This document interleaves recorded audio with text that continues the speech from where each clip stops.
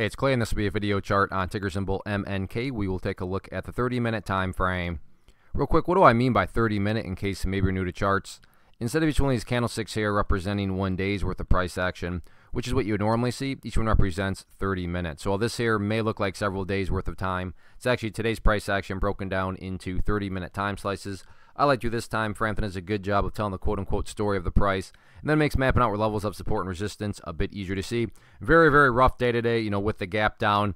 But on the bright note, and this will mean a little bit more to those of you that have traded for a while, but if you have traded for a while, I'm sure you've seen a stock gap down, and then after it gap downs, it does something like this the remainder of the day, where the price just continues to bleed and bleed the remainder of the day. However, that was not the case here. Yeah, there was a gap down, but at least after the gap down, the price started to go sideways. Now, don't get me wrong, and I really wish I could say trading was this easy. Just because the price eventually leveled out here right around $1.47 and went sideways does not mean that this is for sure the bottom and that some sort of big bounce is for sure going to happen. Now, would it be shocking to see this ultimately turn out to be some sort of bottom before, a decent bounce? No, that wouldn't be shocking at all. But myself nor anyone else can sit here and say that this is for sure the bottom. It's at least logical. Case in point, let's say that the price did, just come out like I mapped out, and it was still looking something like this. And then I'm talking about, hey, this looks like it could be the bottom. You'd be totally justified to say, what are you talking about? The price is literally still just going lower and lower and lower. What bottom? But that's not the case, right?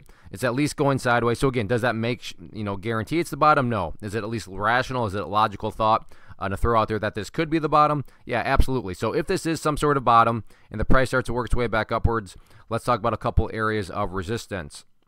First key level, where if there is going to be any worthwhile bounce, the level that's going to be broken above and then closed above is right there at $1.70. I threw out and closed above and maintained above, because right there, yeah, the price actually got up kind of blurred it out, didn't I? There we go. So price got up above there but could not stay above it. So that'll be the first step. And then the next key overarching level of resistance after that, going to be that purple line there, which is the famous 50-period moving average. I get it, that line's quite a bit of ways up there, but as Friday and then next week plays out, that line will move itself lower and lower. So keep an eye on those couple levels right there. But yeah, overall, this thing is getting absolutely hammered to the downside.